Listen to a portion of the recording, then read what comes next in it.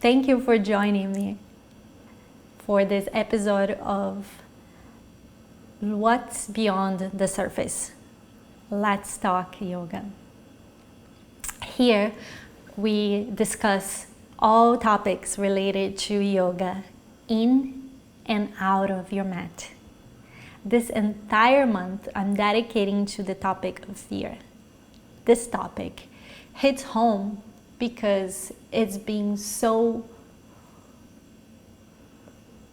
constant my entire life. Topic that I have to see it and re-see it and look at it and look at it again.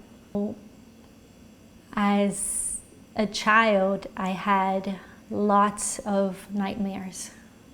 As far as I can remember, I was always having nightmares. And part of the Brazilian culture is lots of superstition. We have a lot of elements of, if you do this, then something bad's gonna happen to you. So lots of those fears combined with my nightmares and combined with the fact that there was always like stories that were told to children to make them scared, to make them behave. And I was an easy child. I had lots of energy, so lots of those stories were told to me when I was a kid. And as an early adult, I lived my life based on fear without knowing it for many years. So I think I lost about 15, 18 years of my life that I can see now that was based on fear. And that's what I want to talk to you today, is that fear is not so easy to recognize. It's not so easy to recognize when we are doing things out of inspiration, out of passion, and when we are doing things out of fear. And what I discovered looking back into my life is that many years of my life I thought I was doing things out of being inspired, and now I know I was doing things out of fear. So when fear goes unchecked, unrecognized, it still runs our life. When we don't name it, when we don't get to know it, when we don't look straight at it, when we don't lean towards it, it runs the show. It takes the driver's seat and it makes it look like it's an inspiration, but it's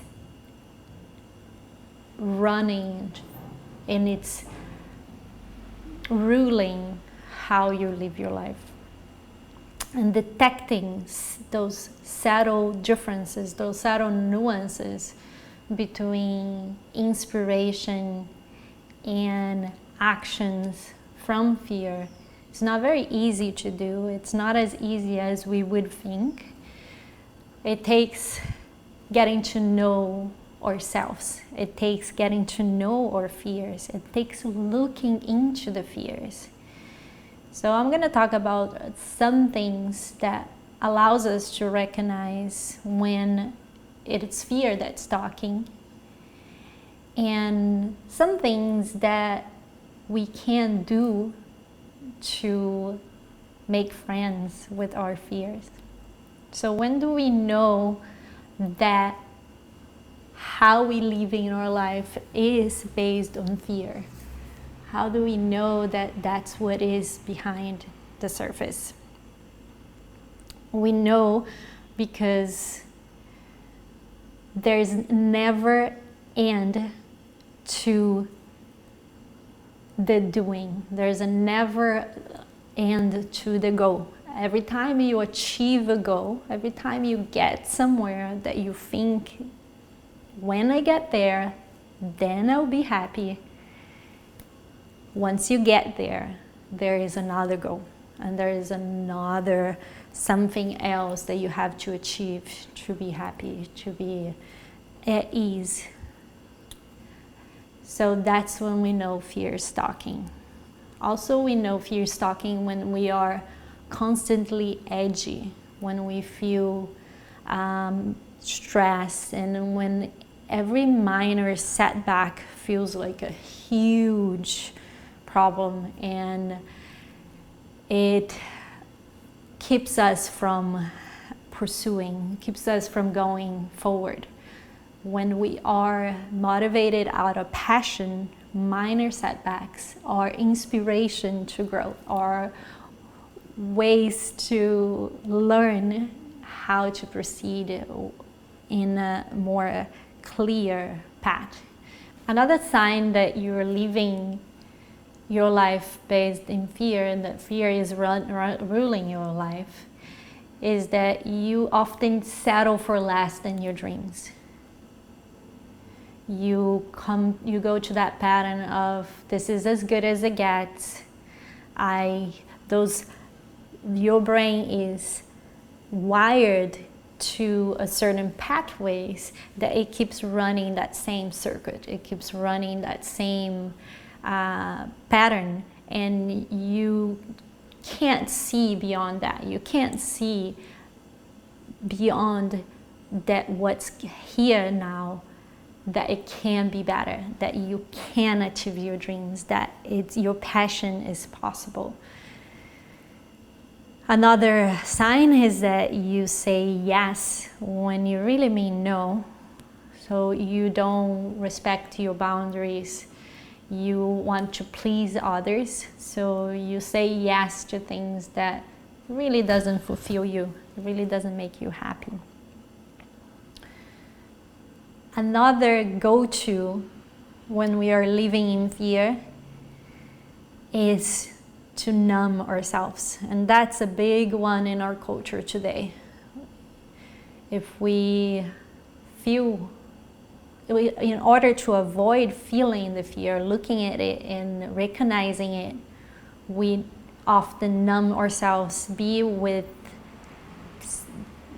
household goods such as sugar, bread, and just food, things that we go to. Sex is a big one.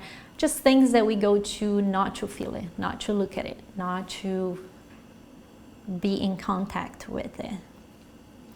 And another big one is procrastination, which is tied up with not living your dream, not setting yourself up for failure, which is not starting, not going through with it. For example, starting this talk. It's not easy for me to be in front of the camera, but it's something that I've been procrastinating out of fear. We often struggle making decisions when our life is based out of fear.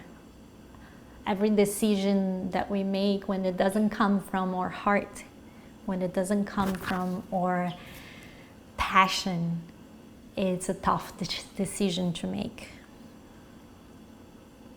And we also try to grasp for things. We try to grasp for things to give a sense of security, to give a sense of safety. So we become controlling of our environment, controlling of the people around you.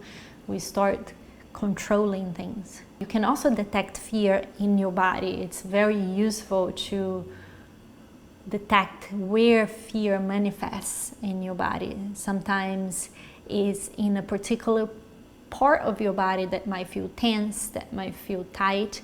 It might be a sensation, a physical sensation. It might be an emotional sensation. So getting in tune with your body, it's a very beautiful way to start detecting the signs that fear is present. Thank you for joining me today. Please share your thoughts. If this talk was helpful to you, share it, share the love, share it to your friends and your family, give it a like, and subscribe to the channel so you are always in touch. When we send a new video, you always know. And the next video, I'll be talking about ways that we can make friends with our fear, that we can start embracing and making friends, which is the only way to do fear, is to embrace it. Thank you so much for joining me. Have a wonderful day.